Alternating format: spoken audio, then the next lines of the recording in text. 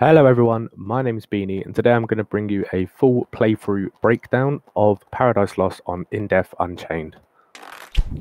Now I am playing on cycle 6, so I play a little bit slower and safer, but it's slow enough to break it down so you guys know what to look out for on your runs.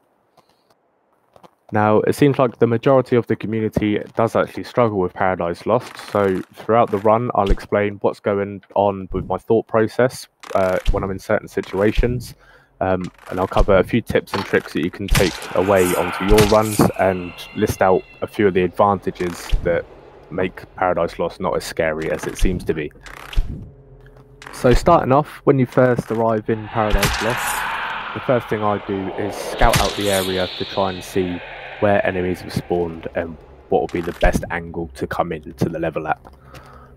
On this particular run, you saw I come in from the left as it's dropped down slightly so you're out of the enemy's view, and for the first few minutes I really just take my time and try and get my bearings on what enemies are where.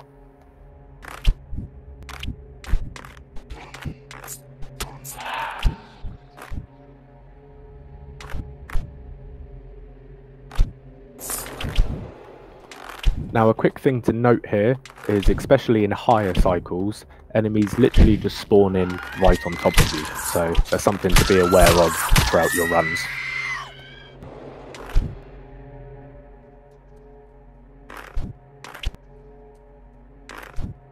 Through a lot of this run you'll see me taking very distant shots, trying to land some far headshots, as these score you a lot more points, but the first advantage you have that I can talk about is how aggressive the enemies are, and you get a prime example right here.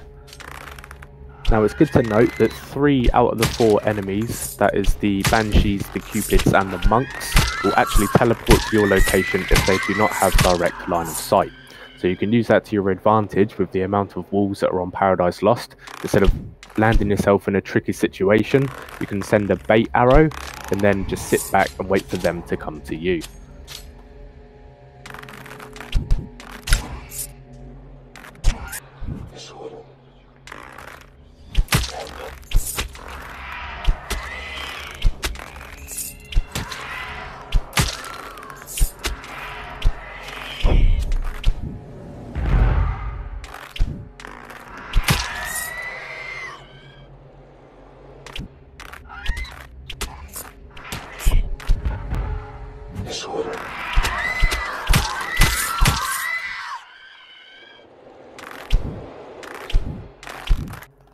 Now there's a lot more space in Paradise Lost than you're led to believe because of all the narrow corridors, but because of that, don't hesitate to go for the distant shots. The worst case scenario is you're going to miss and 3 out of the 4 enemies will just teleport onto you instead, making the fight a lot easier anyway.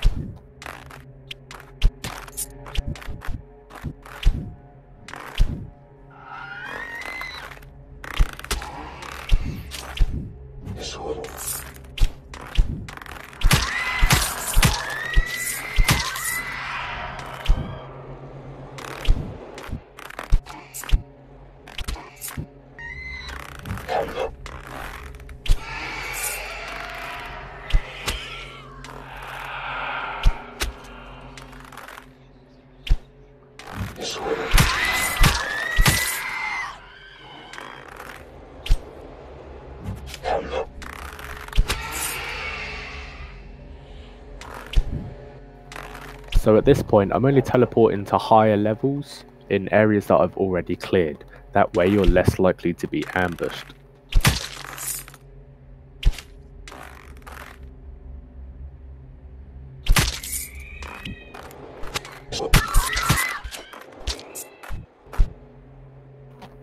Now again here, I'm not being afraid to go for the long shots, as you'll score a lot more points if you're hitting the shots at a much further distance compared to someone that's right up in your face.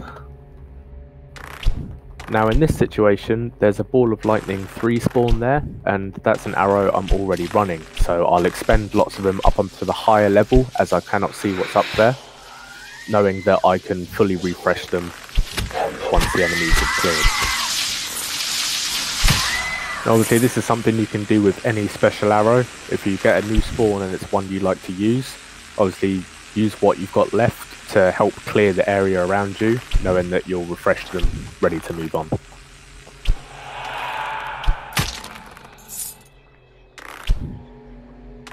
Now when you come across these little tower segments where there's multiple floors and a hollow middle, there's usually a lot of enemies.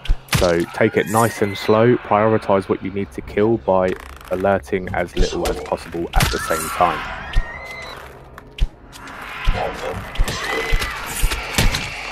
Now I want to quickly note that the Banshee's attacks can be blocked with your shield as long as you catch them dead center. If you hit them on the edge, you do end up taking damage.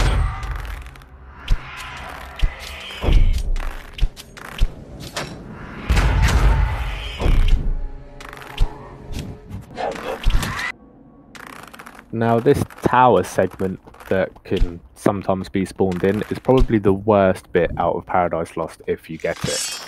Reason for that is there are a lot of enemies in here, and I mean a lot. So if you have any Cataclysms or Cat 5s or Wrath of God, Balls of Lightning, it's definitely worth expending them here, put it that way.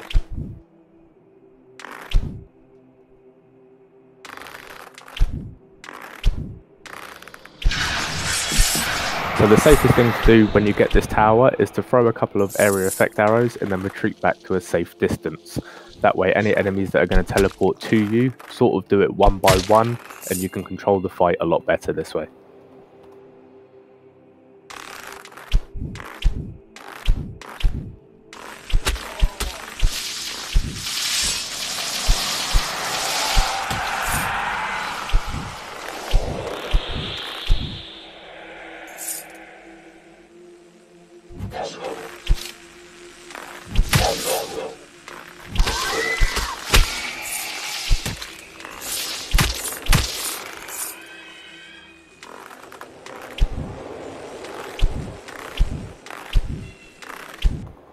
Now the safest way to start climbing this tower is to take it nice and slow, moving around the outer edges, clearing the level above you as much as you can each time. The reason for this is so you minimise the chance of being ambushed as you start heading up level by level.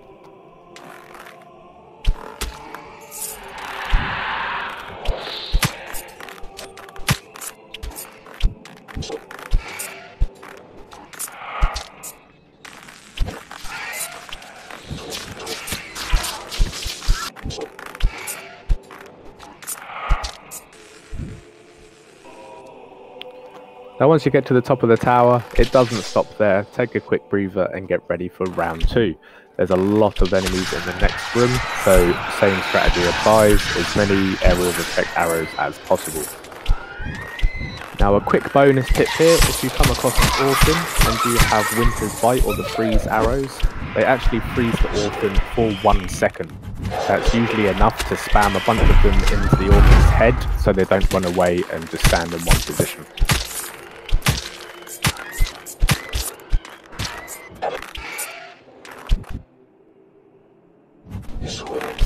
So there you have it guys, there's a breakdown of my playthrough on Paradise Lost. Hopefully you've learnt a few things and some knowledge or tips or tricks or whatever to help you progress on your runs. If this video has helped, please let me know in the comments. I love hearing and reading the feedback from you guys so I know what content I can cover next. Apart from that, that's all from me, so please drop a thumbs up, please subscribe, ding dong that notification bell so you get updated on future posts, and I'll see you all in the next video.